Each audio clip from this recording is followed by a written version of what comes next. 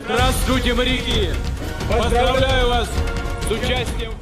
रूस से कुछ तस्वीरें सामने आई हैं जो आज पूरे भारत को खुश कर देंगी, लेकिन चीन के गले नहीं उतरेंगी। रूस के राष्ट्रपति व्लादिमीर पुतिन भारतीय नौसैनिकों के सामने जाकर खड़े हो गए। भारतीय नौसैनिकों ने भी पुतिन को देख अपना सीधा हाथ उठा लिया। पुतिन ने यह भारत के लिए क्या किया है और इससे चीन क्यों बौखला गया है, वो आपको इस वीडियो में बताएंगे। दरअसल भारतीय नौसैनिकों ने रूस की 328वीं नेवी डे परेड में हिस्सा लिया।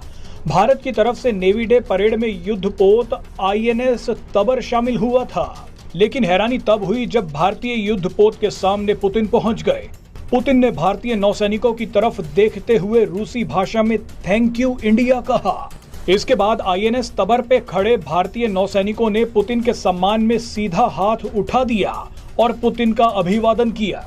मजे की बात देखिए कि ये INS तबर भारतीय नौसेना का तलवार क्लास फ्रिगेट है, जिसका निर्माण रूस में ही किया गया है। बहरहाल अब आपको बताते हैं कि चीन इन तस्वीरों को देखकर क्यों तड़प रहा है।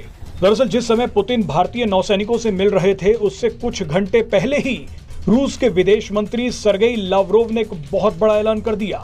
लावरोव ने एस जयशंकर से मुलाकात के बाद कहा कि रूस जल्द ही खुद का नाटो ग्रुप बनाएगा। इस नाटो ग्रुप में आसियान देश शामिल होंगे।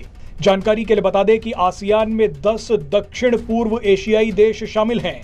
इनमें Brunei, Cambodia, Indonesia, Laos, Malaysia, Myanmar, Philippines, Singapore, Thailand और वियतनाम शामिल हैं। यहाँ सबसे बड़ा खेल ये है कि ये सभी आसियान देश चीन के आसपास हैं। चीन ने इन सभी देशों का जीना मुश्किल कर रखा है और ये सभी देश चीन से बदला लेने के लिए तड़प रहे हैं। इसीलिए हाल ही में आसियान के कुछ देशों ने भारत से ब्रह्मोस मिसाइल और तेजस विमान मांगा है। फिलीपींस के पास तो ब्रह्मोस मिसाइल पहुंच भी चुकी है। ऐसे में अगर रूस आसियान देशों के साथ मिलकर अपना नाटो ग्रुप बनाता है और उसके बाद पश्चिमी देशों के नाटो ग्रुप जैसा ही नियम रख देता है, तो चीन बुरी तरह से फंस जाएगा। पश्चिमी देशों का जो नाटो ग्रुप है, अगर उसमें से किसी भी एक सदस्य देश पर हमला होता है तो उस हमले को सभी नाटो देशों पर हुआ हमला माना जाता है। ऐसे में अगर पुतिन के बनाए गए नाटो में चीन आसियान में से किसी भी देश पर हमला करता है तो ये हमला रूस पर भी माना जाएगा। बहरहाल इसके अलावा PM मोदी और पुतिन ने चीन को रोने का एक और मौका दे दिया है।